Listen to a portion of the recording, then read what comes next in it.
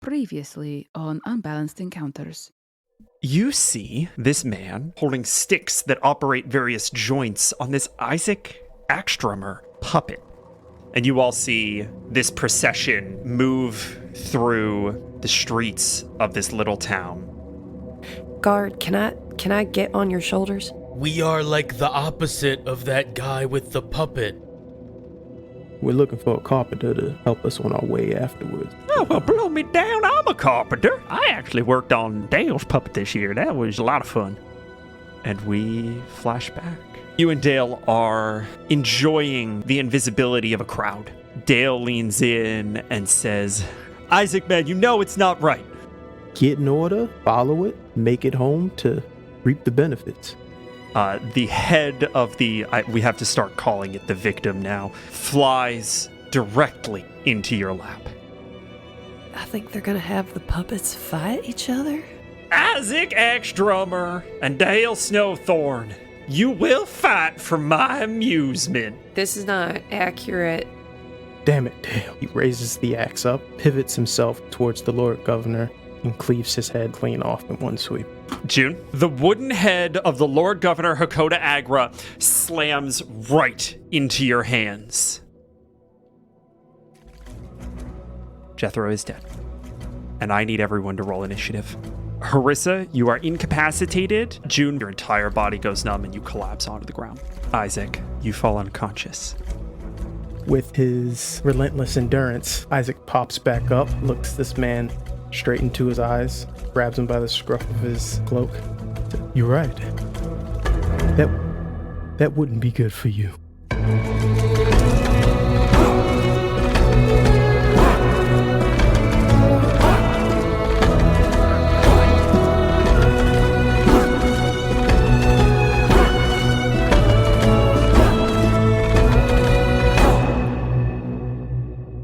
Hello, one and all, and welcome to another episode of Unbalanced Encounters, the show that dares to ask, what if Dune was all twanging banjos? I'm your host, Patrick Reedy. That was a good one. Say hi, everybody. Hello. That was a good one. I liked that one a lot. What do you mean, what if? That was a good one. Oh, I hear it in my sleep. So we have to kill everyone.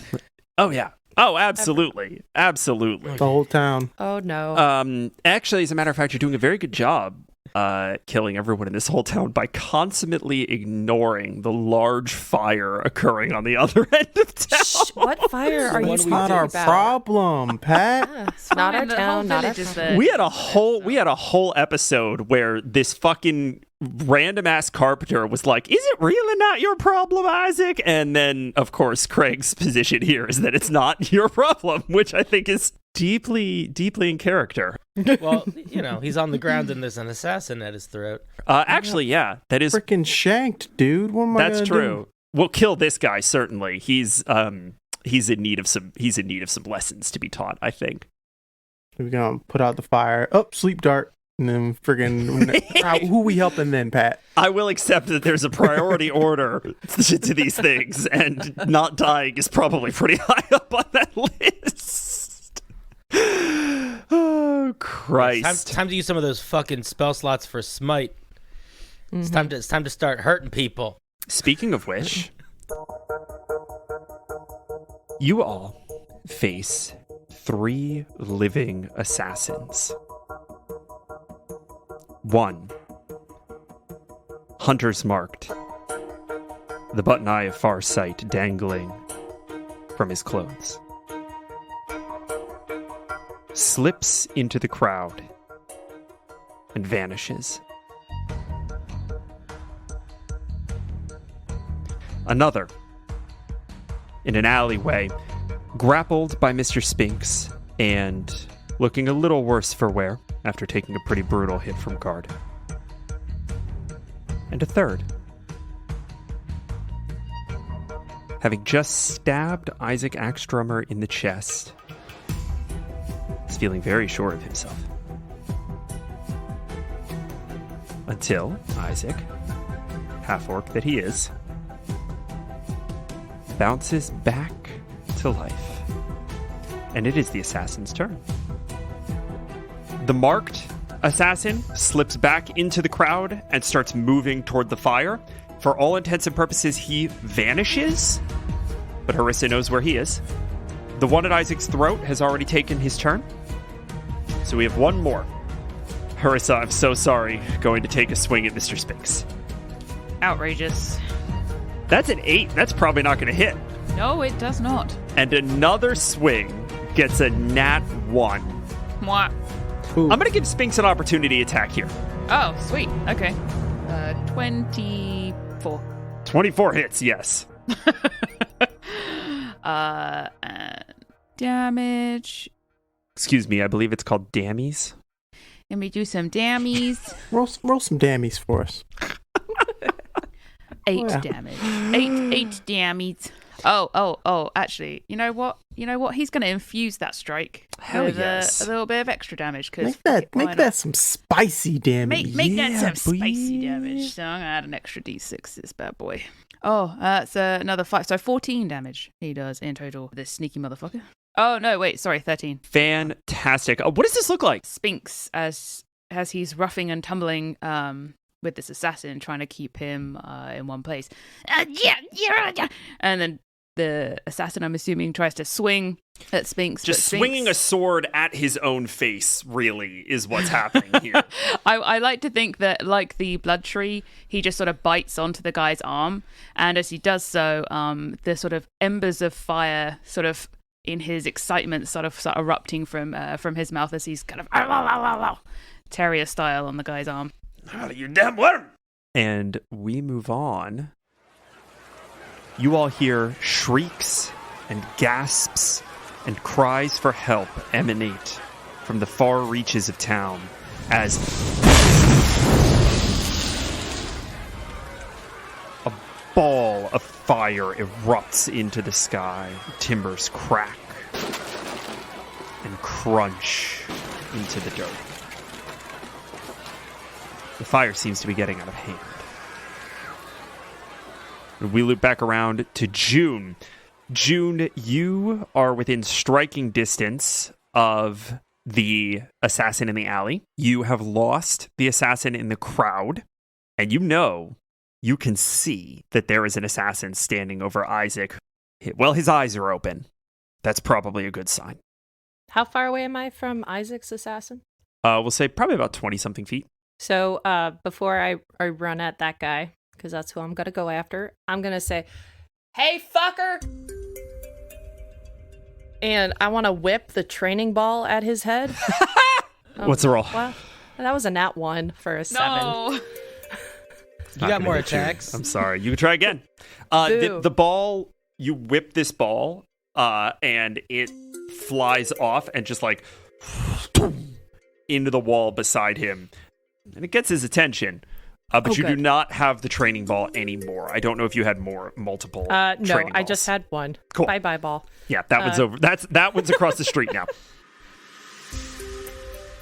So then for my next attack, I would like to use my movement to get on him. I would very much like to try to restrain him with my quarterstaff. Yeah, absolutely. That's a grapple check. So go ahead and roll me an athletics check, if you would be so kind. Oh, fuck,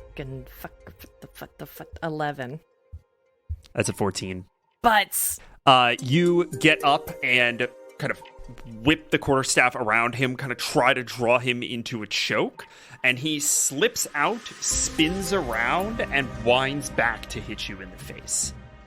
May I use my bonus action? Let's blur it. Let's burn it. Burn a bond for furry blows. Gotta use those 14? resources while you got them. Does a 14 hit? What a good question. 14 does not hit. Fuck. June. I know, this is bad. She's an Shadow boxing over here. I need you to Yeah. roll better. I'm trying, buddy. I'm trying. Okay, I burned the bond already, so I can do one more. Aha, 22. There we go. All right, after shadowboxing with this guy for like a solid minute and a half, you managed to land one square in his jaw. What's the damage? 6 points of damage. You knock a tooth out, right? Like he's getting pretty fucking hurt. That is my turn. Fantastic. Isaac, June has given you an opening. You are back up at 1 hit point. What do you do? As the smell of rain goes back into the air, we're going to charge up a Thunder Smite as a bonus action and start swinging. 14 doesn't hit, right? Just misses. Second attack. Natural 19 for a 25. Yeah, that'll fucking hit. We're gonna juice this one up. Isaac pissed off. Uh-huh. And then the Thunder Smite damage as well. I need him to make a strength saving throw. That's a 6. Alright, he fails and is pushed 10 feet away from me and knocked prone. Well, go ahead and roll the damage first. Oh, yeah, sure. 27 points of damage total. Isaac, you feel the blood pump, your heart thudding in your chest as thunder rumbles. The chaos of this moment. And you bring this axe down into the shoulder of this assassin, cleaving into him on the bias, and his body is blown back with the force of your smite. What is Isaac thinking about as he kills this man who called him traitor?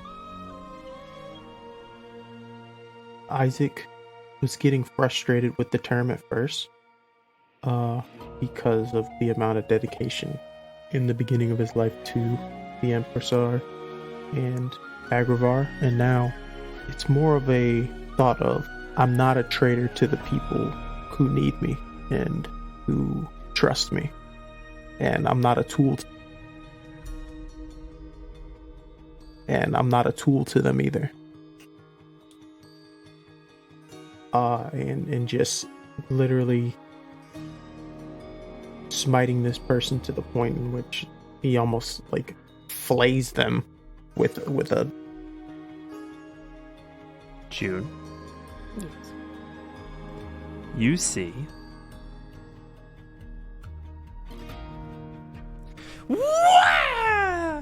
this body fly past you full anime style, just exploding back from Isaac's fucking axe. Your grip on him is completely lost. He just goes across the street, and what should be 10 feet is ragdoll physics blown back into the far wall, and he slips down into the gutter at Guard's feet. Oh, gross. The tide seems to be turning. Guard, you've just seen the upper hand land at your feet. What do you do? I'm gonna try something here. I'm gonna pick up the dead assassin, and I'm gonna crush their head in my hand, so that it's just not a head anymore. And I'm gonna look at the assassin that's grappled, and I'm going to say, "Surrender, please." These assassins have been well prepared for many eventualities. They are unlikely to fold at the threat of lost life. In fact, they have come into this prepared to die. However, they were not expecting you, and I think you can read that very plainly. I will let you make a DC 20 intimidation check at advantage. If you succeed, if you pass a DC 20, things will go more or less how I think you're hoping for them to go here. If you fail, he's going to run, and I am going to give him his reaction to get away from you. Will I still get my second attack before he runs? I will give you an opportunity attack as he runs away. That's the trade-off here. Okay. 16. You see him put his hand around Spinks, hold him closer. How rude. Excuse me? Spinks ain't no one's kidnappy. Thank you very much. Turn and begin to run. You are free to make your attack. That's an 18 to hit. An 18 certainly hits. 22 total. Holy Oh, damn. 8 of it is necrotic, if that matters. That bad zealot, man. You have done more than half of his health in one swing. So I am going to go ahead and roll a little con save to see whether or not he just crumbles under that. That's a very low roll. Oh. Crumble. Guard, he turns to flee, and you just take out his hamstring. And he slams onto the ground. He is now prone. So that was your attack, and weirdly, your reaction. Now I'm going to give you your second attack. I am going to position myself so that I am standing over him. I am going to look up to Harissa. Alive or dead? Finish him, guard. We have another. Alright. And I will take the axe down and try to hit him in the head. You have advantage on this attack. 23. That absolutely is. 13 damage. Surprisingly enough, he is still alive. He is holding his entrails in with his hands, Oh. but he is still alive. I aimed a little low, missed the head, hit the gut. Mr. Spinks is like, get, ew, it's on me. Yeah. Oh no. He's gonna just slowly let go with his mouth, like, you know, when you bite into something and you realize it's bad and you're like, Incredible. Guard, that is your action. You're just gonna stay on him? Yeah, I think I'm just gonna stay on him. Okay. We're gonna move to Harissa. Harissa, I believe Hi. are you on the roof currently? I am still, yes. Yeah, you're up on the slightly roof. above. So you're looking down, seeing all of this. You see Guard crush the skull of a body, and and then absolutely just fucking eviscerate this man. Mm-hmm. You also have concentration on Hunter's Mark to follow the one into the crowd. Yeah. You so far have been able to track him, but Hunter's Mark doesn't guarantee that you know the position.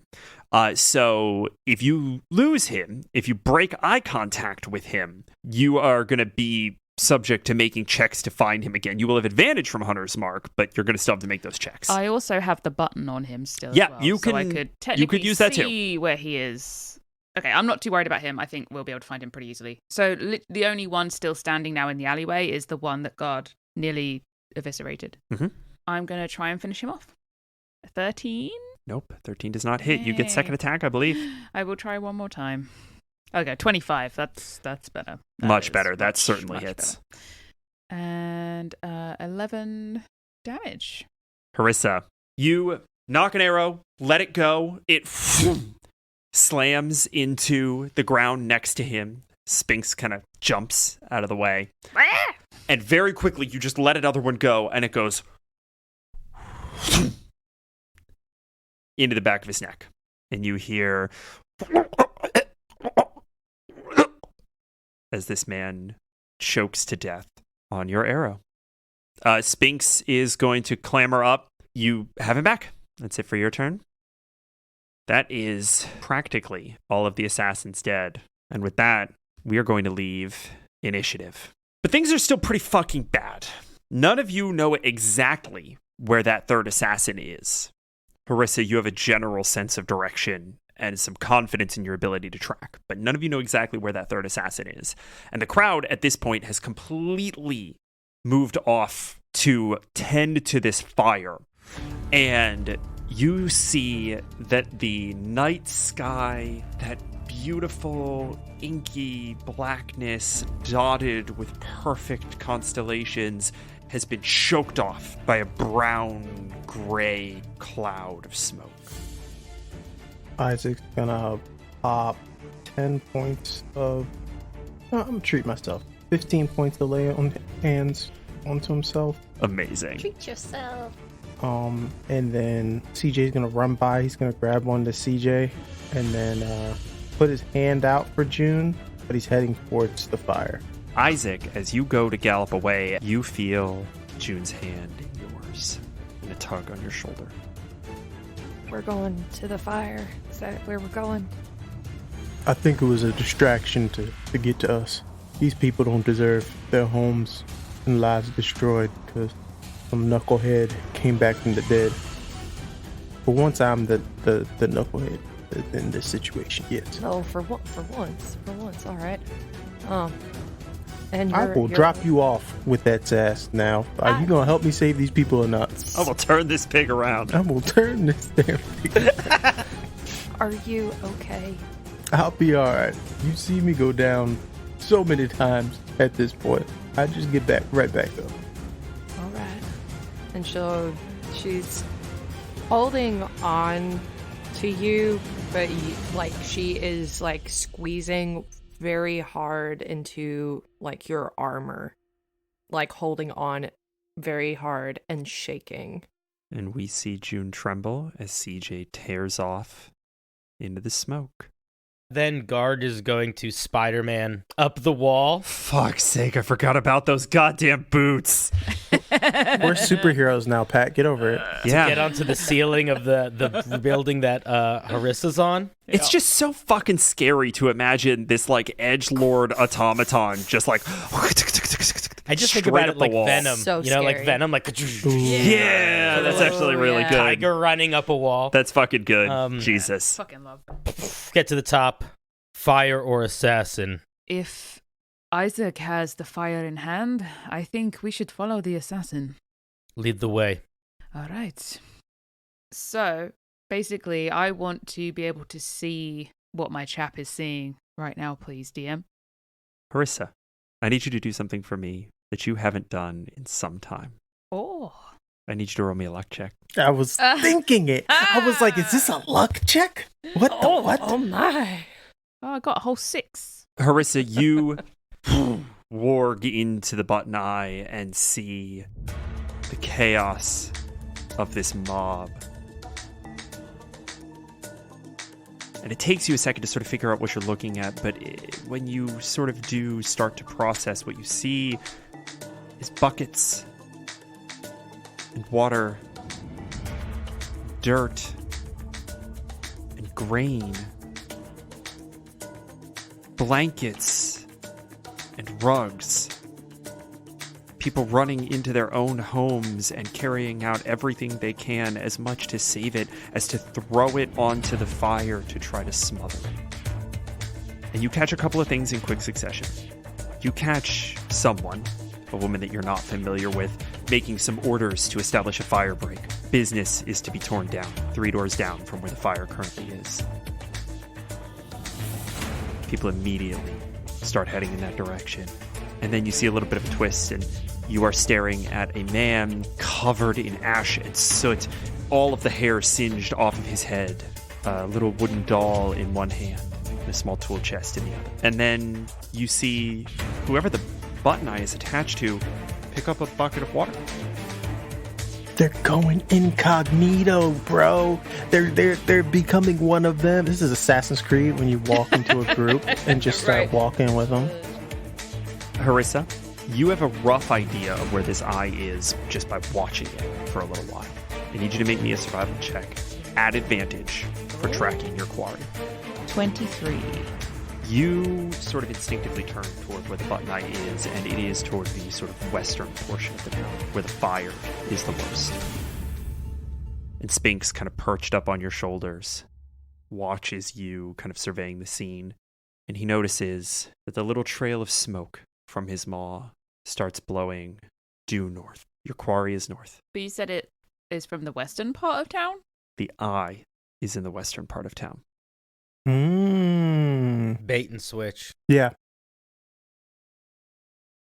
Oh. Or they threw the jacket to someone else. That's exactly what happened. This assassin slipped into the crowd, stripped off the costume, and is running due north. Why are these professionals so professional? Like, who thinks of that? A professional? I think, yeah, she's just going to have to follow that smoke trail. Follow Spinks's nose. Can I make a suggestion? Let me give you a piggyback ride. I'm faster than you. Guard is just slowly becoming the group's mount. Yeah, right? Here for it. Could I split Spinks and Harissa? Yeah, of course you can. Sphinx could go get the button eye. Just coat checking people? Are you sitting? I'm trying to fix my house. Like a dragon runs into a building. Give me your jacket. There's a fire going on, sir. This dragon is just walking around. Sorry, excuse me, not dragon, lizard. I'm sorry, lizard. Lizard. He doesn't do that dragon He thing. has ideas of grandeur. All right. We'll split because I don't want to lose the button. So Sphinx is gonna go on a stealth mission to go and get the button, and Harissa is gonna go with guard because I think that's more important that she goes on that part. If you lob Sphinx, if you throw him off this roof, there's a chance he'll land on CJ. All right, Sphinx, are you ready? Ready for what? What am I? And then he's just gonna Give me an athletics check. 13. So Okay, oh, yeah, great. this was a DC 10. Okay, great. So you and Sphinx tumble rolls right into June's lap. Oh, hi, June. Hi, Isaac. Hey, buddy, how's it going? We gotta stop a fire, and I Okay. kind of don't know how to do it, but we're gonna figure it out. Mush, go. How you make this thing go? First off, his name is CJ, and you will treat him with respect as you are given respect, Mr. Sphinx. CJ's also CJ, go. moving Mush. at full Okay, speed, great. which is like I think like 80 feet per Yeah, turn. 80 It's feet. not a lot. It's not a lot. All right. Literally, CJ is no faster than guard. He gives up speed for endurance. Yes. And Okay, so here's how we're gonna run the rest of this encounter. I am going to ask for one relevant skill check from each of you. So we are going to start with Harissa and Guard. How are you tracking this assassin down? I think I am just going to get on Guard's shoulders Okay. as piggyback style, Okay. like you suggested. And I think what I'm going to do is, as I get that kind of compass thing going on with Hunter's Mark, sort of like tapping him on each sort of side of the head or shoulder, just kind of like ding, ding, ding, a bit more that way, like kind of guide him. What I would like to do, using my climbing speed, and if I need to, my once a day silly leap that I can do. Jesus, yeah. Oh, shit. Guard looks up at Harissa, hold on, and just starts basically gorilla running across the rooftops. That's so good. Sort of using the axe as like a swing that he like hooks into things and swings off of if need be, almost like swinging on a vine. That's the sickest thing I've ever heard. Okay, so here's what I'm going to ask. I am going to ask for an athletics check from Guard to be made at advantage if you burn the jump. And I am going to ask for a survival check from Harissa also to be made at advantage because of Hunter's Mark. I got a 21. We are destroyers. I got a 25. Yeah. Nice. That's not bad at all. Pretty good, actually. Harissa and Guard, you just like fucking beast mode your way through this town, and shingles are flying, thatch is going everywhere, the axe is going into poles and swinging Guard around. The cricket kickers launch him forward as Harissa navigates and steers in the right direction, following this subtle scent of smoke. And then, at the very edge of town, you come up to the edge and you stop. The smoke is gone. The trail is gone. The town is gone. There's nowhere left to go. There's no one out in the fields that you can see. And it's dark, but you both are quite good at this. And then Guard, you slam your axe into the thatch behind you, jump into the building, and pin this man to the ground. Yeah, that's right. That's what I'm saying. June and Isaac, you aboard CJ get up to the fire and see that it has taken out what is probably equivalent to a major city block. The west gate is gone.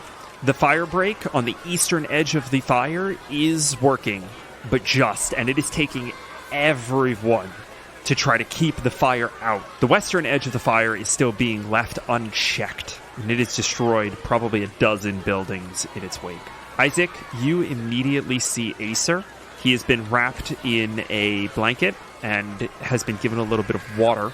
He has sort of scattered around him a couple of his personal effects and several children that seem to be resting with him as well. The area that's being left unchecked, does it look like everybody's been taken out? Like people have been evacuated? There is so much chaos on these streets that it is genuinely hard to tell. It's hard for you to know whether or not everyone has been safely evacuated. People seem to not be going into the fire, but you don't know if that's just because it's so out of control they're giving up on trying to evac people, or if everyone is out. Isaac. Yeah. I'm a little worried that not everybody is out of the west side. You want to go in there? I think I want to make sure that it's cleared out. Isaac will listen and hear if he hears any screaming within the flames or anything. And June's gonna look to see if there's movement anywhere near the flames. June, I am going to ask you to make me an investigation check. 12. June, you hop off of CJ and start to scour these buildings from the street. And at first, you're not really sure what it is you're looking for. You think maybe like, oh, I'll try to track for movement, or I'll try to see if there's signs of anyone trying to escape broken glass or what have you. Maybe I'll listen to see if I can hear screams or shouts coming from any of these places. And after a moment, you sort of clear your mind. And instead of looking for a specific piece of evidence, you simply try to look at the scene as it is. And one by one, boom, boom,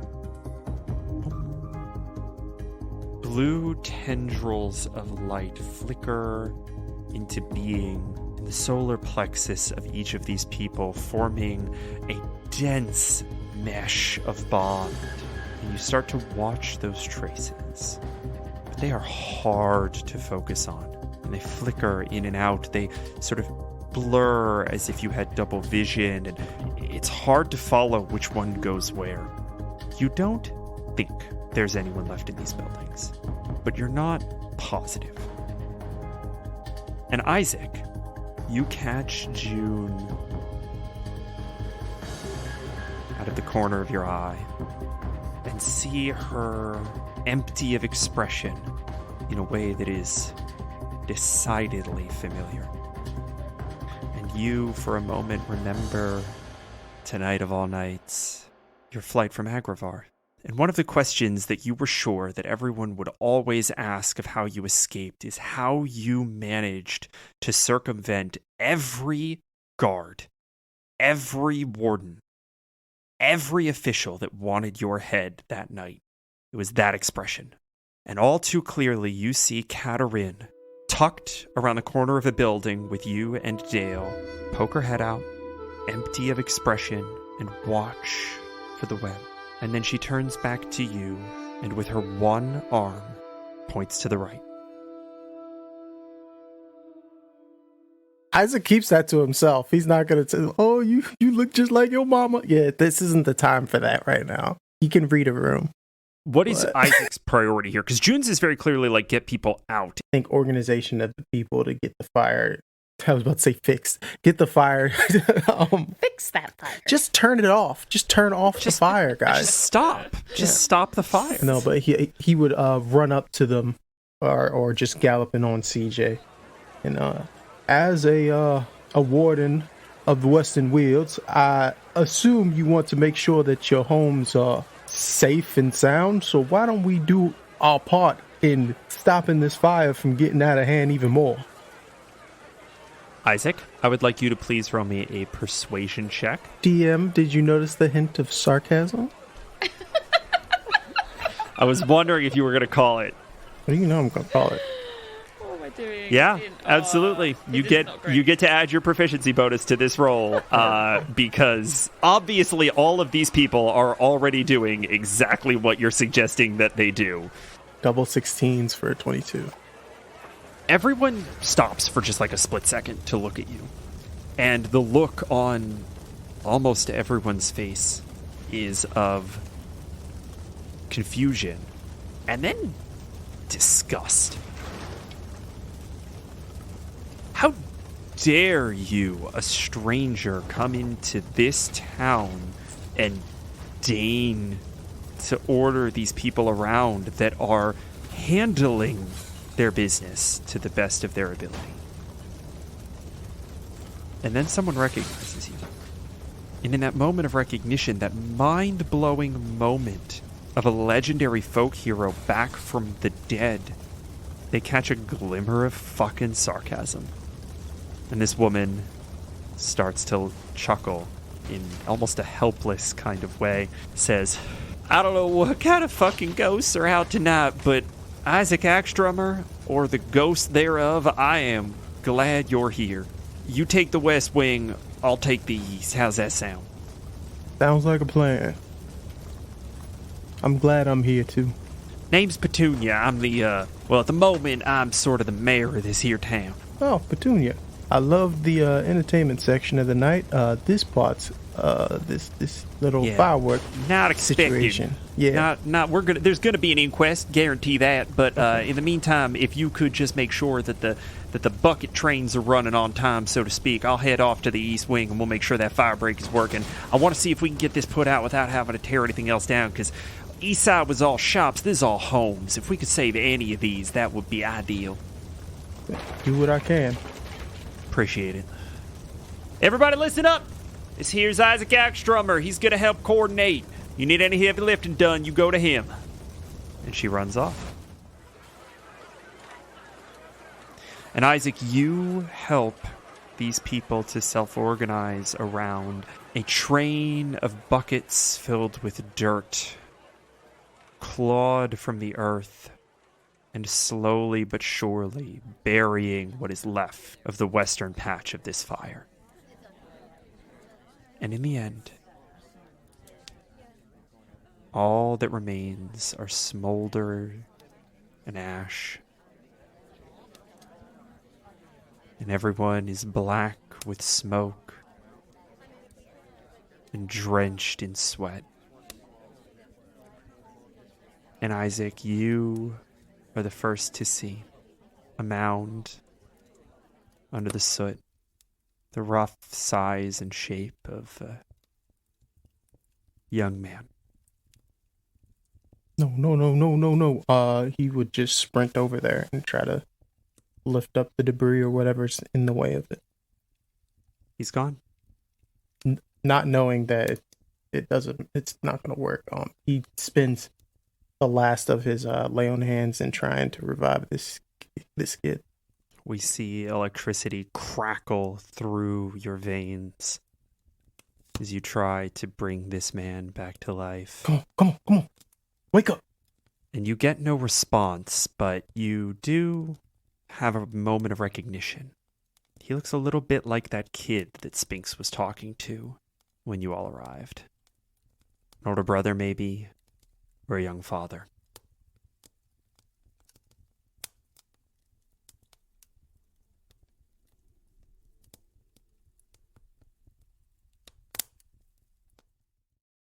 Hello and welcome to the mid-roll, your favourite place to be to escape the chaos of these episodes. You're welcome. Firstly, I just want to say Happy Pride!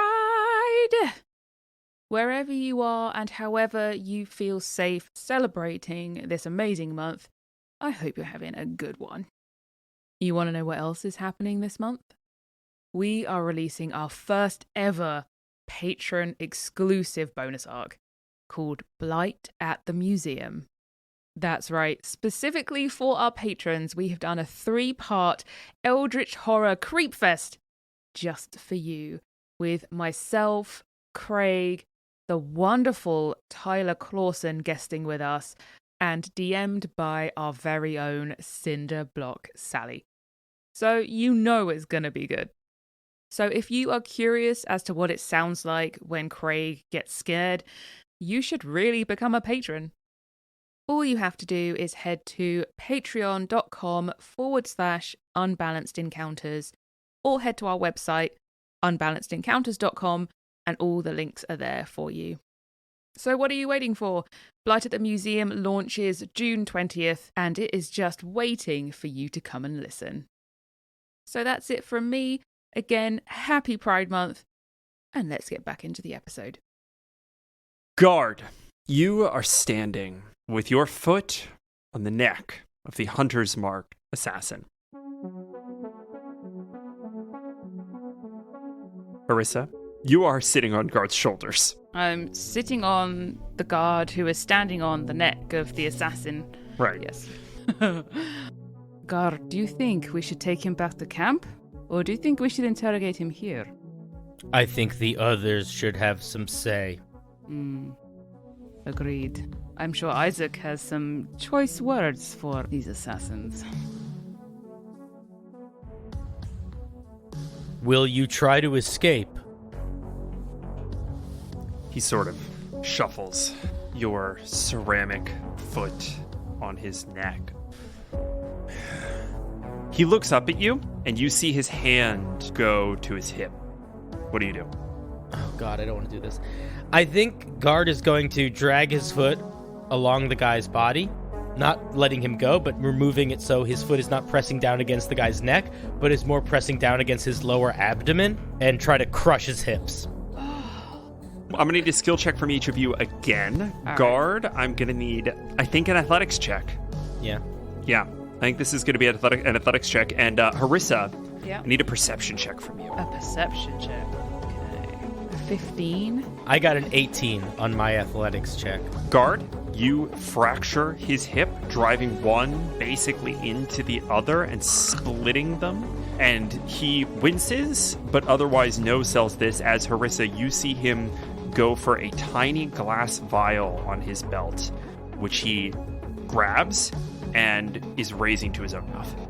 Oh shit. No, son. Can I nip down and I just want to drop down off of Guard and just either grab his hand or slap the vial away? Yeah, I'm gonna give this to you as a flat athletics check. Using dexterity, he gets a +3 to this roll. You have to beat a 20. A 20? I did not beat a 20. I rolled an 18. You realize a split second too late what's happening as he takes this glass vial and crunches it between his teeth. And you see the color drain from his face, ice blue veins against paper white skin as he begins to...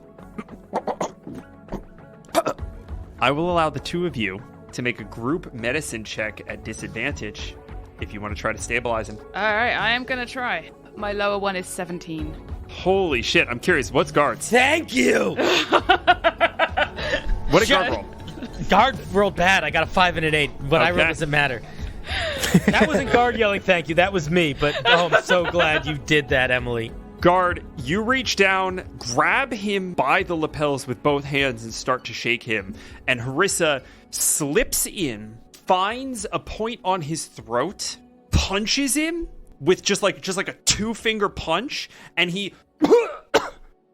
coughs up the remnant cyanide and falls unconscious. He is alive, stable, and unconscious. Fucking hell. It's like your kid. What's that in your mouth? No.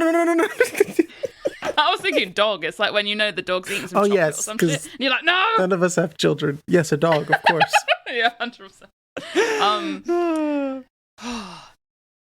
That was way too close.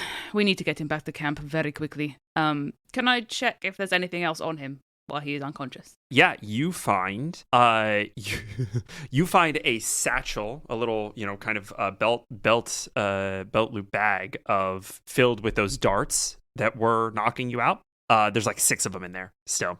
And you find 3 more of the cyanide capsules. You find 1 on the other side that has been crushed underneath him, under Guard's foot. And you find 1 in his boot. Do you think we should see if they need help with the fire? I do want to get this assassin somewhere where he can't disappear or someone else can't come and find him. I shouldn't just carry him. What if I strapped him to your back, like a backpack? What is a backpack? All right. Do you all rejoin at the fire? I think so, yeah. Yeah. We are going to go ahead and bring you back in to sort of the end of the fire scene. We see the smoke, we see the ash, we see the soot, we see the sweat and the tears. People are kind of gathered around one another, holding those who have survived. Some cradle prized ceramics, some hold tightly to their dolls or their tools, most to each other, and wipe the soot from each other's faces. Spinks, Hello. I need you to please roll me an investigation check. Oh, he got a dirty one. Because his investigation is -1. To be fair, trying to find a button. You know how many buttons there are in Right. just a bunch of people wearing coats? So you guys all see Mr. Spinks kind of walk up to June as you kind of arrive back at the scene, and he has he's like manifested like a bag, like a big like robber's sack, and it's just filled with buttons. Can I make a request? Can that Hessian bag have swag written on it? Sure, why not? I just need y'all to understand the fire would have been put out way earlier if a little lizard wasn't running around fucking jacking people for their buttons. Huh? Dun, dun, dun. Oh, what's that over there? So Spinks has now rejoined the three of you. You see Isaac standing in a pit of ash, tending to someone. It's unclear whether or not June has seen this yet, but she is the first person that you reach as you make your way down this melancholy street. Spinks, what do you have in that swag bag? Oh, this is just, the button. Why is the bag so big if it's just one button? Oh, and I don't know which one the button was, so I have to get all of the buttons. But the button's in there, I'm pretty sure. Right, okay, we'll deal with that later. Just hold on to the bag. What is on your back, guard? This is one of the people that attacked us. They are alive. Just. We should figure out who sent them or how they knew where we were. I do not know how to do that. Oh, I'm very good at interrogating people. Just somewhere in the world, Hank is just like, huh. Ears a burning. Ears a burning. I feel like Jude's trying to interrogate somebody again. That's probably not going to go well. Is everyone okay? I think I don't think there was anybody left in these buildings over here. I meant you three. We should leave. Well, I don't know what Isaac's doing. He's been over there for a minute. I'll walk in his direction. A few steps closer, guard, you see the sort of faint, smudged outline of a badly burned body. I'm going to put my hand on Isaac's shoulder. Isaac, Yeah. this is not a safe place to stay. We should leave. I've seen plenty of people die before, but it's different when you finally take responsibility for why it's happened. Isaac's going to dig his hands into the ground and then scoop the body into his arms and walk it towards the villagers. And slowly the mother comes forward. And Isaac, you are drawn into the burial rites of this young man. Isaac doesn't say anything, but whether it's cremation or burial, he will set that up for the family. And I think the rest of the party faces a tense moment, understanding the urgency that is locked in a struggle with the need for closure for Isaac in this moment. I think June, you especially. And we fade to black. I did want to ask a villager something. How did this fire start? You actually see that same old man, the one whose hair has been kind of burnt. And he seems to have collected himself. He's kind of upright again. And he says, well, I'm not so sure how the fire got started there.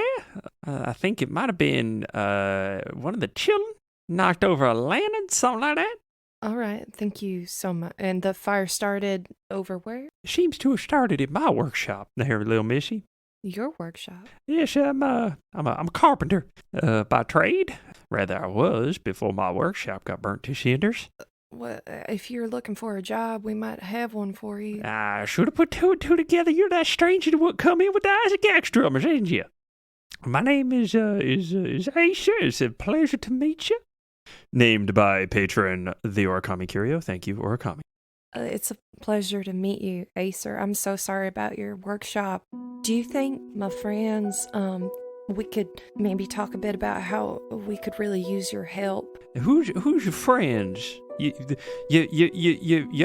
Isaac seems to be a little preoccupied at the moment. You all got some other people? We do.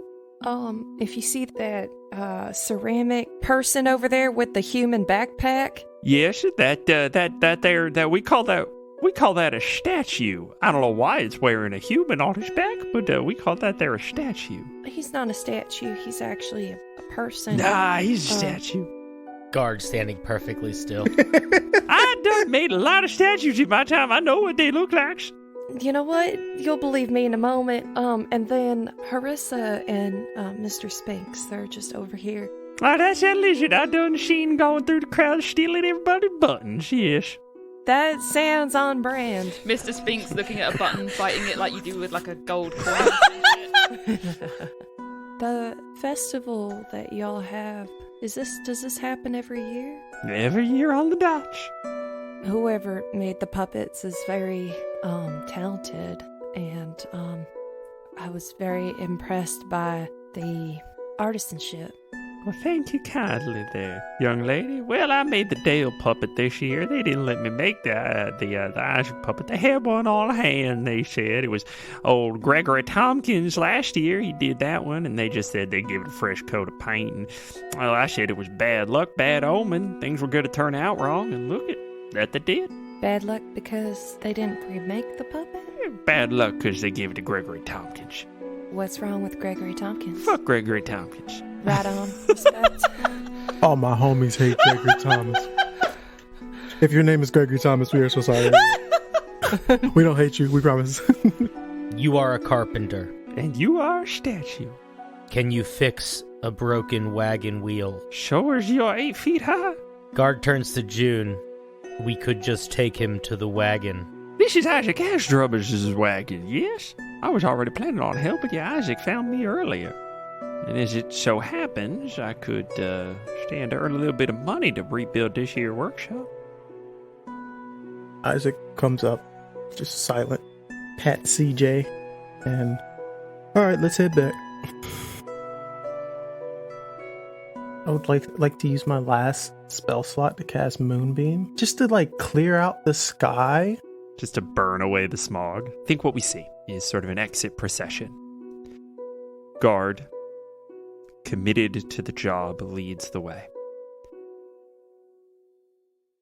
Followed closely by Harissa and an Acer that has become entirely too curious about Spinks and his swag bag. Then June, who pauses for a moment to ensure that Isaac is following close behind, who stops at the southern gate of Beetleback. This little good-for-nothing farming village that Isaac would have detested having to go to once upon a time. And now, helpless to save it from even the most basic of elements, Isaac burns his last spell slot to clear out the cloud of smoke and give these people back their clear night and a little bit of hope.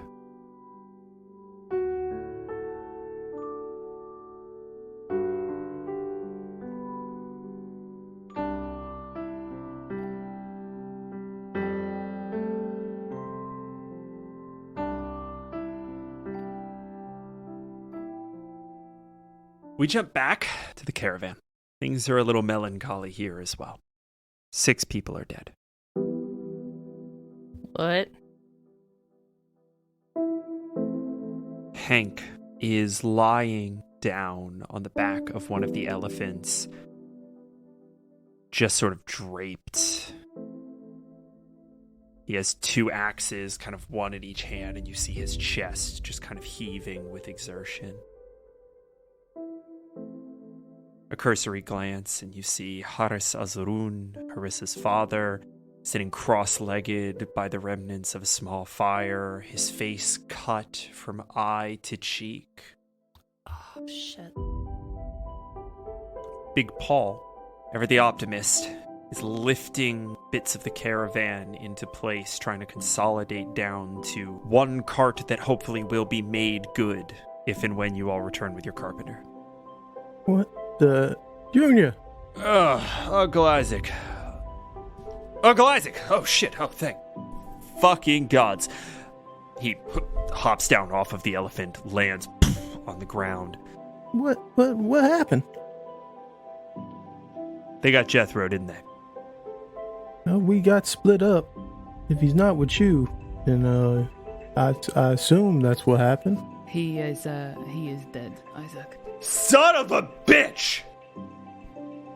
Well, we shouldn't talk about the dead that way. Not Junior. Jethro, Uncle Isaac. It was an ambush. The mercenaries were sent to drive a wedge. If they did enough damage to the caravan, then I'd send a contingent off to find reinforcements or repairs. Fucking exactly what I did. How did they know? Hakoda, you torture people, yes? I have been known to get creative with the use of a knife. I saw in Raleigh. Here, and I dropped the body of the unconscious assassin in front of him. The slightest smirk over that gapped fang grin. He is alive. Perhaps we can find out what we need to find out. Fantastic. Okay, maybe you were right about this one, June. I don't know. This is he catches the grin. He's like, ew, that's not good. Guard is the opposite. Does not catch the grin at all. It's like, oh, this guy knows how to use that tool. Here, use that tool. This is probably going to need to wait until we get back home. I imagine actually, wildly the fuck enough, that woman with the one arm managed to last through the attack as well. So we've got a couple of witnesses here that could potentially come in useful. All we got to do is get them back in one piece to Agrivar, get a hold of the tools, get back into the workshop. We'll get the information we need. I do kind of want to know how were they tracking us here? They were following us? I mean, we're a big enough caravan. No, we were not. Al-Zarun had men on our periphery a quarter mile out. Nobody was following us. We may have a mole. I think you're probably closer to being correct. We've got a leak. Is everyone here accounted for? Nobody's missing. Everybody fought. The only person I was worried about was Jethro. If he had gone missing, that would have been one thing, but he's dead too, so it probably wasn't him. I saw the body myself, so I am very certain. Can I do a quick scan to just to see how the rest of everybody's doing? Go ahead and roll me we'll say an investigation check. 16. On a 16, most of the soldiers are in various states of battered, but there doesn't seem to be a lot of variation between fairly well off and dead. It seems that whoever ran this attack picked a target, finished that target, moved to the next one. You find Scrumpy at the back of Jethro's wagon. He doesn't seem to want to talk. And you find Oz at the front of Jethro's wagon. They don't seem to want to shut up. Oz, are you okay? I swear to God, June, I swear to God, I swear to And fucking God. June, I'm fine. I didn't even get a scratch. I'm gonna have to deal with the survivor's guilt. That's gonna be a whole thing. But hey, I learned about that at school, so it's gonna be fine. All I know is that nothing has gone fucking right since... Since what? Say it, Oz. Your fucking dad died. Oz, you knew my mother. Yeah, I knew your mother, June. Yes. This is gonna sound real crazy, but I think I'm pretty beat up right now. Maybe I took something to the head. Why can't I remember my mother having 2 arms? I need you to roll me your choice of perception or insight. Let's do insight. That's, 12. You catch faintest glimmer of a wisp of a thread kind of fizzle as Oz goes, because she only had 1 arm. Sweetie, what are you talking about? What do you remember of my mama, of how she looked? Quite a bit taller than me. She had, relatively fair hair, and she was athletic as all hell, and she was missing her left arm, and she was missing her right eye. What? I'm sorry. And as soon as Oz says that, you try to picture your mother's face, and 1 eye is gone. What the fuck? Fuck, Pat. This is not supposed to be the horror campaign. What are you doing? What? Guys, relax. She's a pirate. That's all. I was just That's why I patched. Oh man, I'm excited. What is... June, I will give you the benefit here of a wisdom saving throw as you are sort of braced for this weird cognitive dissonance. This wisdom saving throw is going to determine whether or not you can kind of capture this thought mid-flight. Roll good, baby. Oh, I did not. That was a nat 1 for a 4. Disassociation. Disassociation. Hey, Disassociation. It is just gone. And it always has been.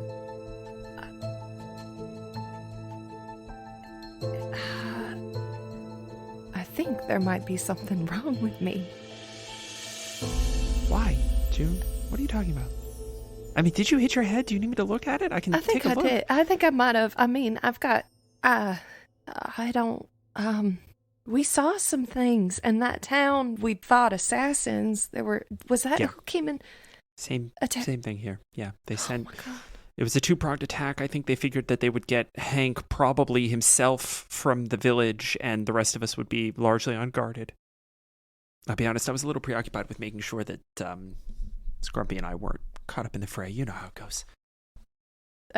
There's so much happening. Yeah, I think I might have hit my head. Sweetie, we'll take a look. Come here. Better catch these things, to nip them in the stem or whatever it is. Come on. In the bud. I think it's the bud. That's probably right. Yeah, that's fine. Come on. I always thought it was butt, but then I was corrected. Oz hops off of this cart, leads you into the back where Scrumpy is huddled into a corner, sipping on one of Hank's bottles of brandy. Scrumpy, are you okay? Ever better. Don't need to worry about me, nut. I'm fine. Not a scratch on me. Not one. Can I do an insight check on Scrump? Sure.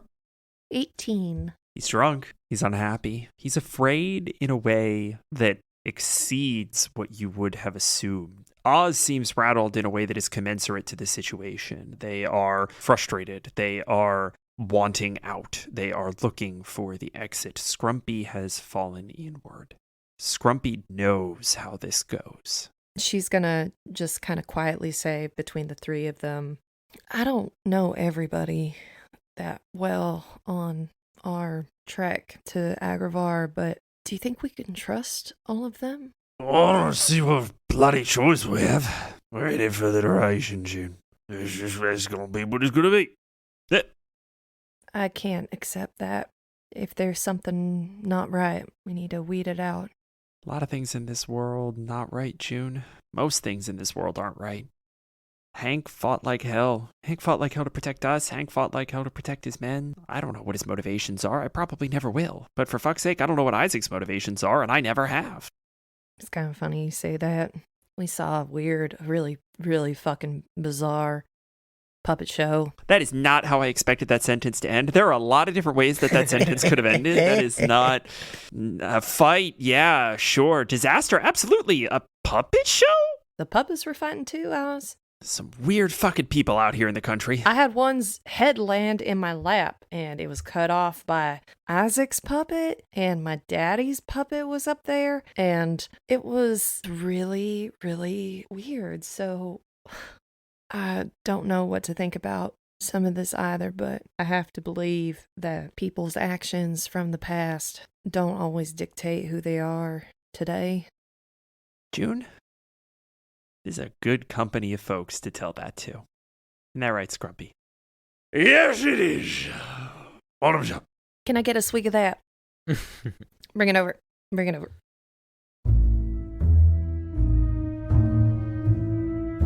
Guard is going to find Isaac and Harissa and pull them aside.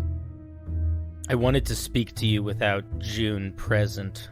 Hakoda is dangerous.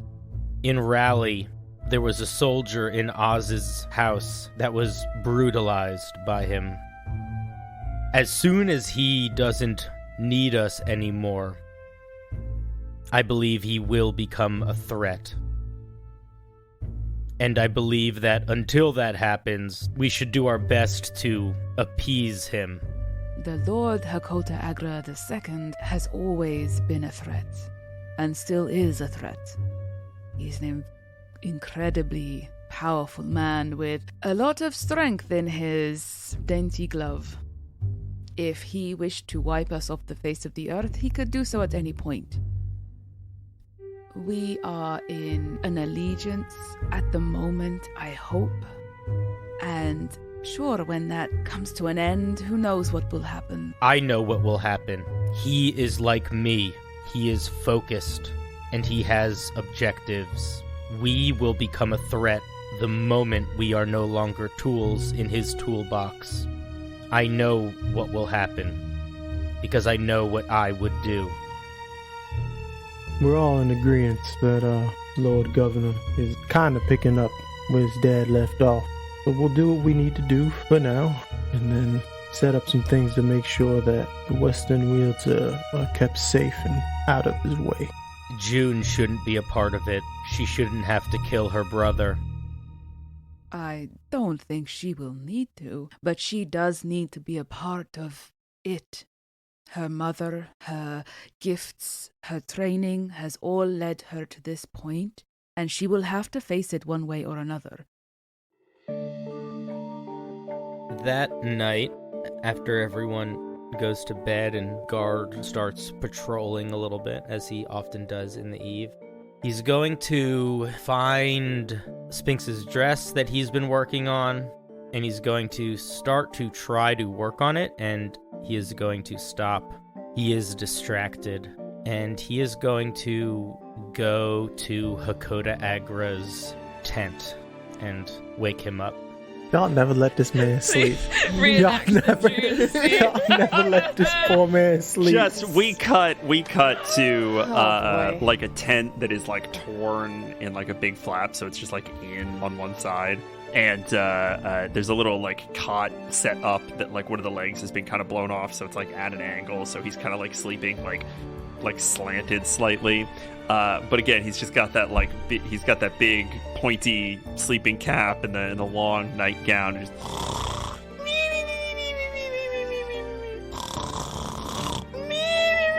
Fuck this guy. I forgot he does this.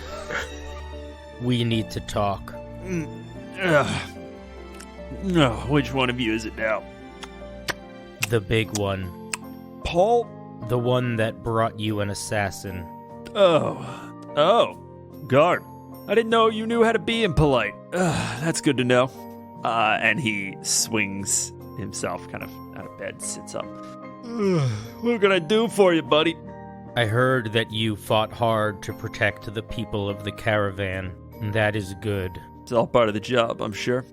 I am also one that is very focused on the job. So they tell me. I think that for the time being, we will be able to help each other. I'd hope so. I kind of figured that was part of the arrangement. I need you to understand something. You are a powerful person. I have been told this by several others. I do not care about political influence. I'd imagine not. If you hurt your sister... My what now? All the political influence of the world will not stop you from entering the bathhouse on that day. Right, so, couple of waypoints along that particular line. Bathhouse, assuming it's a metaphor, we'll deal with that in a minute. My what now? If I heard whom? Guard is going to sit totally motionless, trying to, if he was a human with skin, he would be blushing and trying to like realize, oh fuck, I fucked up. Never mind. No. Get him, Junior. Guard, listen, buddy, I appreciate that maybe this was a figure of speech or something, but I'm gonna need a little bit of explanation on this one, buddy. As far as I'm aware, I'm an only child. I mean, it's not impossible. I mean, father had something like 8 or 9 consorts. I guess it's entirely possible that there are others out there, but as far as I'm aware, he died a little too early for that. I'm gonna take out my axe, put it on the ground in front of me. This was made by a friend and changed by a god. I can use it to see the threads that tie all things. Uh-huh. Might I use it on you? If I say yes, are you going to explain what the fuck you meant by sister? Yes. All right, Guard. Whatever keeps you happy. And I'm going to... I've never done this before, so I don't know exactly what it's like, but what I imagine Guard is going to do is similarly to what he did with the Lorax. He's going to sort of place the axe pommel or handle down on the ground and focus his energy into it and try to use its feature to see how many threads Hakoda is responsible for ending, and to glimpse at one of those threads that might weigh heavy in Hakoda's mind. From the base of the axe, we see a rush of knotted ropes, identical in material to the shawl worn by Gambol, one for each life that the Lord Governor Hakoda Agra II has taken himself or has been lost through his direct order or action. And somewhat unsurprisingly, Guard, you can't count. It is the inevitable travesty of warfare that the casualties sent to die by his hand rack into the thousands. But you push deeper, and you activate the feature of your axe that allows Demoiselle to reach out and give you a glimpse of a memory of a death. You feel like there's almost a busy signal on the other end for a minute, as if Demoiselle is sorting through all of the various cards, all of the memories, all of the decisions, and you feel for a second like you might get something far drier than maybe you'd expect. A decision to send someone to battle, potentially the decision to execute the raid on Raleigh, but instead what you end up getting is a vision of the Lord Governor's final conversation with Melmanon Lapignon.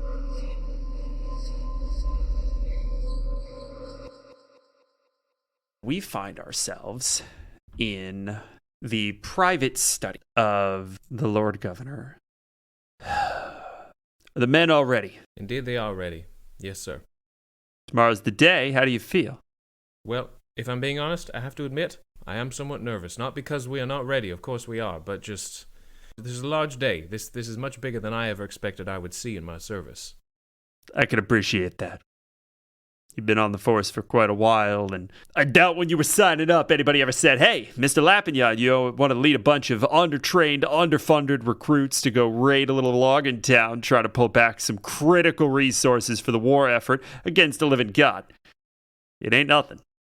Mel, when I give an order, that order's followed out to the best of everybody's ability. I know how the job works. I am accustomed to getting input on what orders I should give. I am unaccustomed to those orders being optional, and I don't think I'm going to be able to change that track anytime soon, but off the record, and between you and me, is this a bad idea? Been doing this a lot longer than I have. I think this level of familiarity with Melmanon is somewhat unexpected, and I think he spends quite a bit of time sort of looking at his feet, looking at the ground, and thinking really hard at how to answer this. Wondering if this is a test in some way as well. But I think he finally looks up and says, You're in charge for a reason, and whatever you choose to do, as you say, we shall follow it. It is not our lot to question your orders, and I would not presume to know more than you do. As I say, you've been put in this position for a reason. Do I find war and battle something I wish to enter into? Certainly not. Is it necessary sometimes? Of course. I cannot say what the outcome of this will be, but I do understand the reasons why we are doing it. So on that, I can say, I will do my duty. It's a good answer, Mel. Tactful, judicious, well-informed, without really saying much at all. It's got to be done. We need the resin. There's no two ways about it. We don't win unless we win on the Empressar's terms. With that desert getting closer every day, nothing else to be done. And he stands, and he kind of clicks his heels together, and he says, I wish you well. I'll see you when you get back. Thank you, sir. He gives you a salute and watches you leave the room. And as you close the door behind you, we see another door. A hidden door. Just to the side of the small fireplace in this quiet and close little office. Click out of frame and slip back. And from the shadow beyond steps a small, frail woman in embroidered robes with a little sapphire stud nose ring.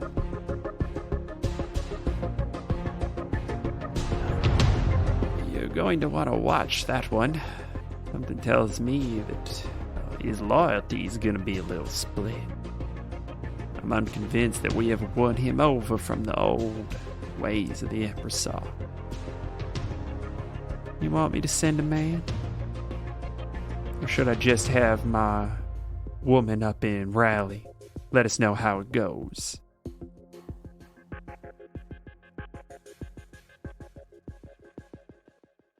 I pick the axe up out of the ground, severing all of those visions. Okay, have a good night. No, I'm just kidding. No. Sorry, buddy. Guard would say that. Guard would say that. Guard would say that. You asked about your sister. Well, I asked about you using the term my sister. Who are you talking about, guard?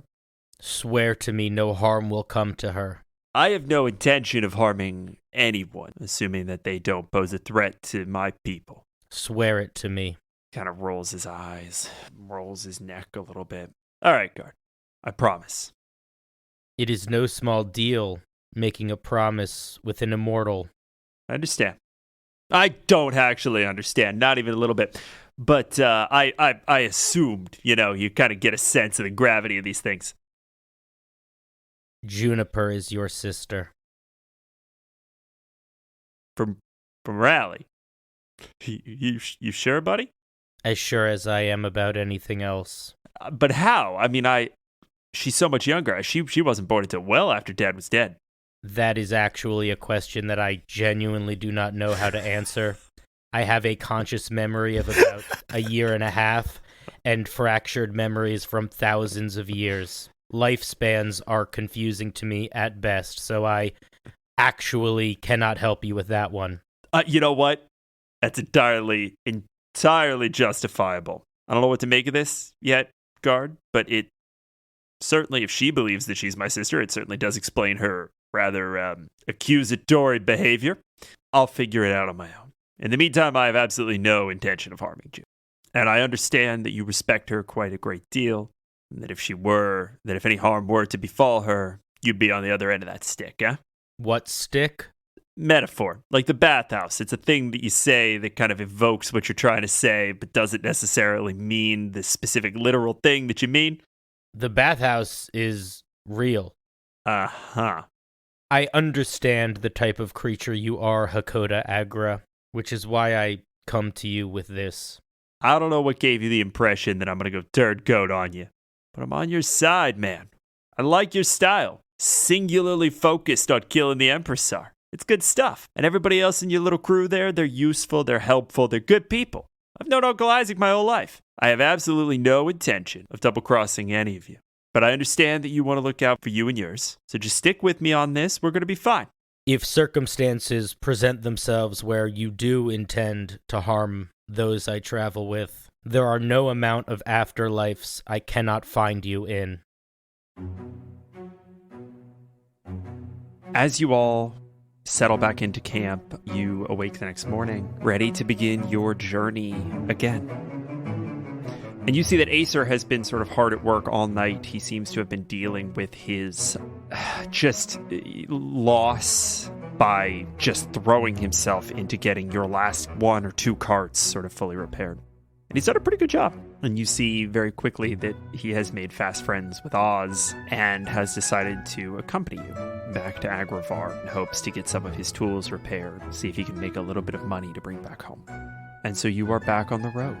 The caravan heaves itself to its feet and begins to trek through desert scrub into desert sands. And we are going to be doing travel a little bit differently this time. I want 4 checks. I want 1 history check, 1 insight check, 1 persuasion check, and 1 deception check. Each of you gets to pick one of those. I have a -1 to every option. Yay!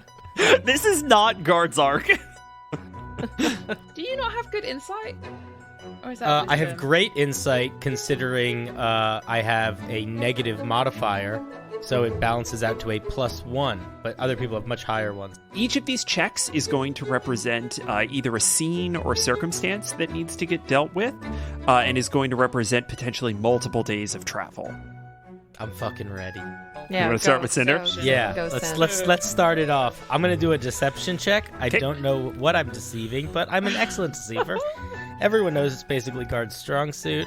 This is a great roll for Guard, but it's not a great roll. I got a 14 -1 to a 13. That's not A awful. 13! That's not terrible. I think that the deception at hand here, fittingly, is that you are dancing around Hank now knowing that June thinks that she's his sister, and you not necessarily wanting June to know that you were the one who told him that information. Of course.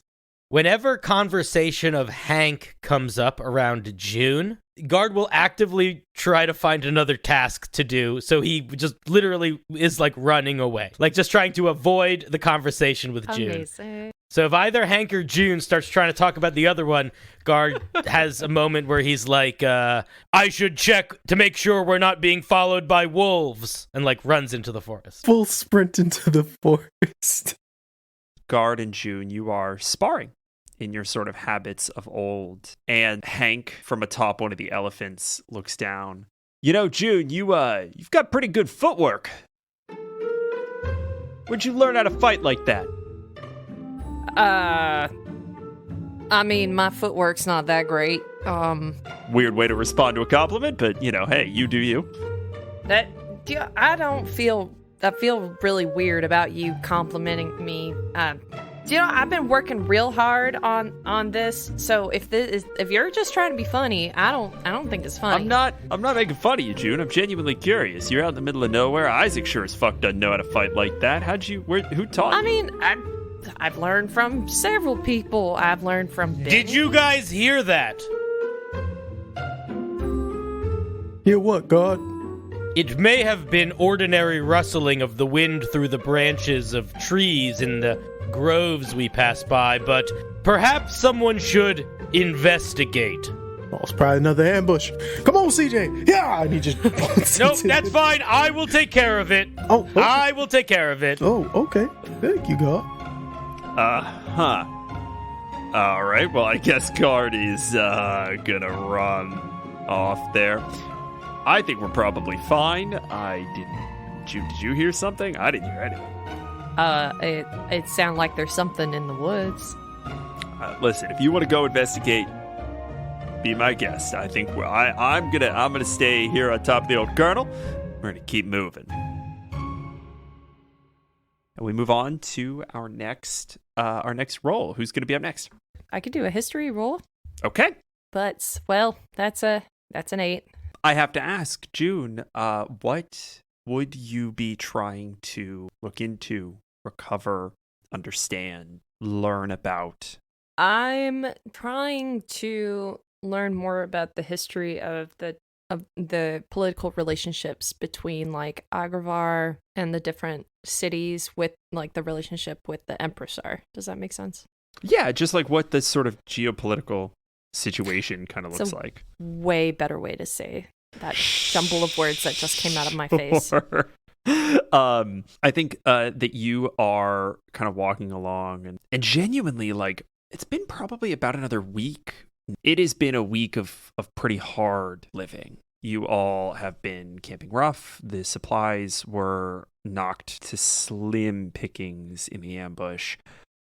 Enough to get you there, but just. And occasionally, Azarun has to go on supply runs with his men to nearby towns. And it has just been a difficult journey. The closer you get to Agravar, the further you get into sort of the Agravar territory, the more desiccated it becomes. And by this point, you are stepping over rock and crag and trying not to trip in your sandals as you scrounge for any meaning in this nonsensical journey.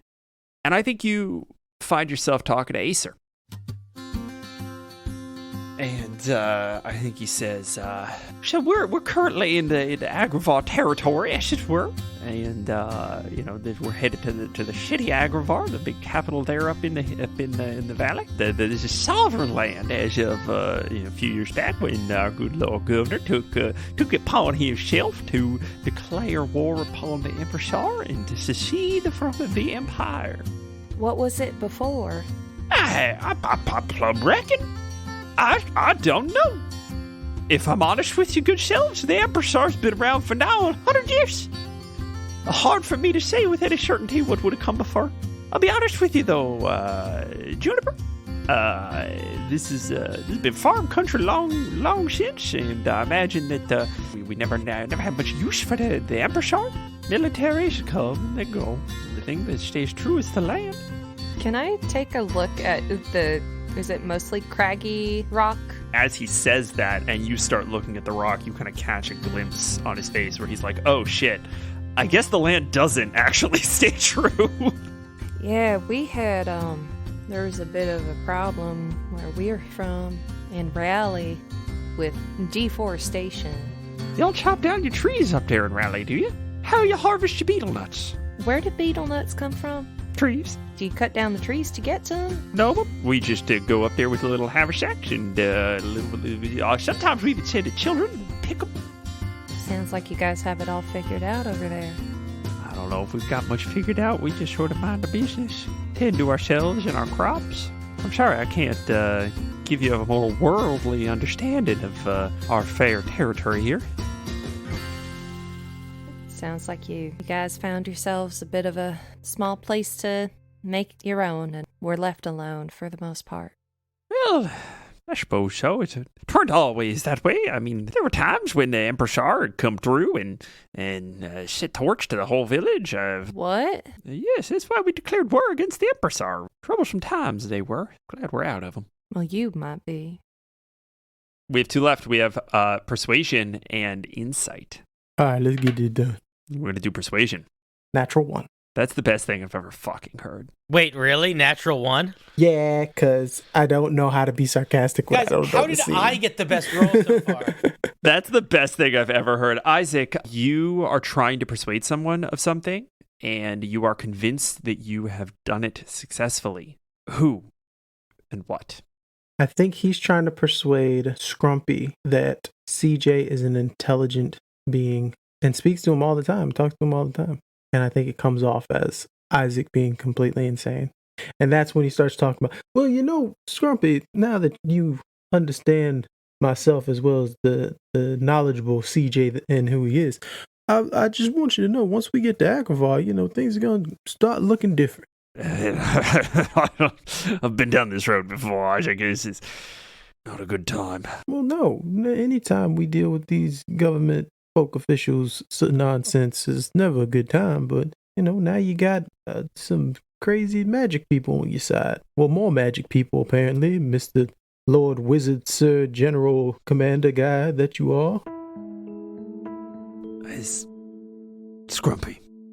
Isaac. Right. Scrumpy. I'm just teasing you, buddy. I won't call you out your name, but Nobody's called me Sherman for a long time, Isaac. such a fancy name. But I think I'll just stick to Scrumpy. Appreciate that. I know you're trying to convince me that this boar can talk, and Well, he talks to me. Give me that look that makes me think that you think I'm full of shit, and I'm being completely serious with you right now. I'm just saying I had a bottle of brandy go missing last night, and I haven't seen hide nor hair of it. And I think that this conversation is kind of happening in the sort of twilight hours as the caravan is trying to find a safe dune to sort of camp behind. And at this point, I think everyone has started to grapple with the fact that you are walking through a shifting sands desert. The northern deserts have crept all the way to Agravar. Oh, God. And as you've been passing these absolutely destroyed farming villages, they are gutted and emptied like the mission towns in a western. And Scrumpy kind of sits on CJ. Oh, the sun begins to set. Scrumpy's still kind of sitting on CJ. And in the faintest shadow of twilight, Isaac, you see a little filigree just trace over CJ. And as you watch, for just a moment, you see it pulse through Scrumpy,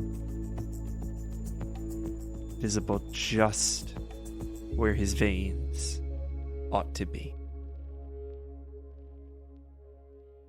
Oh, what they put you through, buddy. And with that, we are going to move to our final travel roll.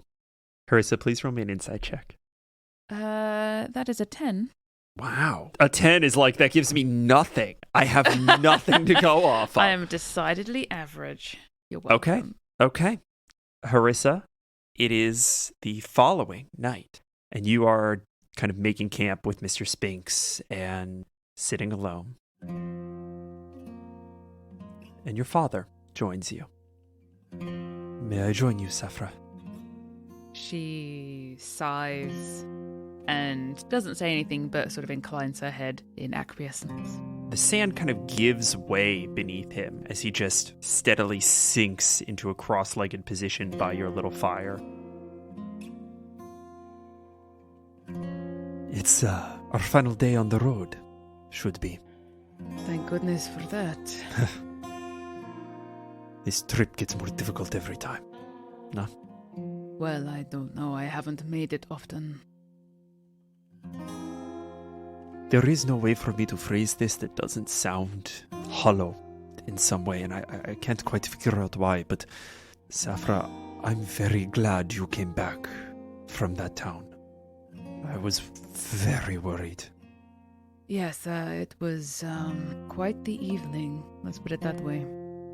I'm sure you were a great asset to your friends. Can I ask, what is it you need or want right now? I assume you came over to ask me something, or... I did, yes. Your mother is not in Agravar, as we had spoken of. She is looking for somewhere safe for us to move. Your brothers are in town, and I will be seeing them soon. Would you like to see them, Safra?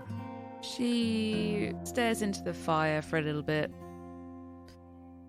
And I think she always was closer to her brothers than her parents. That sort of younger sister wanting to be like her older brothers and wanting to be included and trailing behind them whenever she could.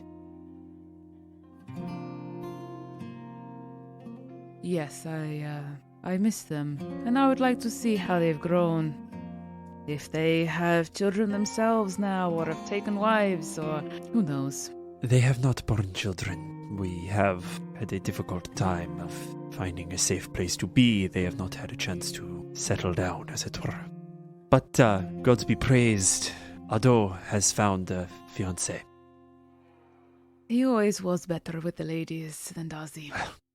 He does take himself very seriously. We will see them tomorrow, if you would have it that way. They will likely be part of the welcoming.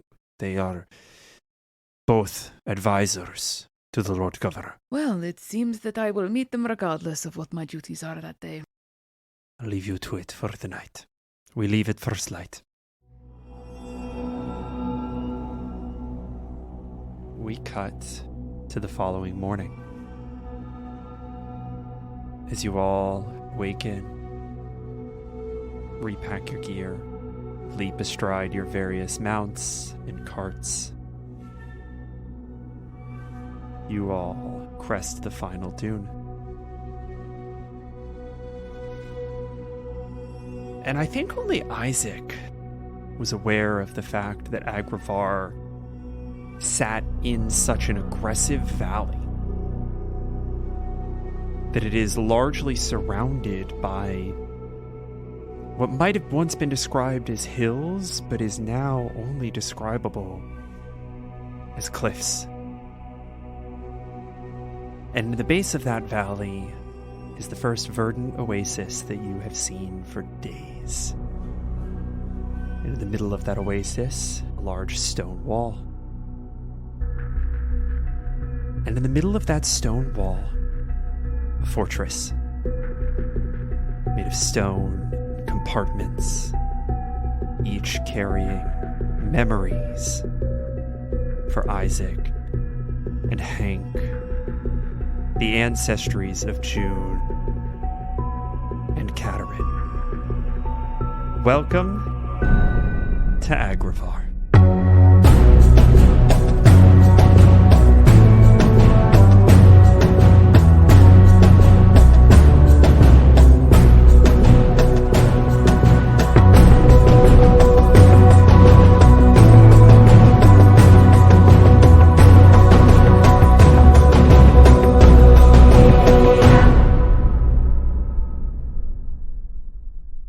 And that's it. Thank you so much for listening, and we hope you enjoyed it. A special shout out to our newest rally defender, GamerTube HD. That's right, I said H. What you gonna do about it? And of course, our other rally defenders, Darksteel Panda, Darlene Wallace, and Elderberry. We couldn't do this without you. Thank you so much. But for now, I'll see you in the next episode.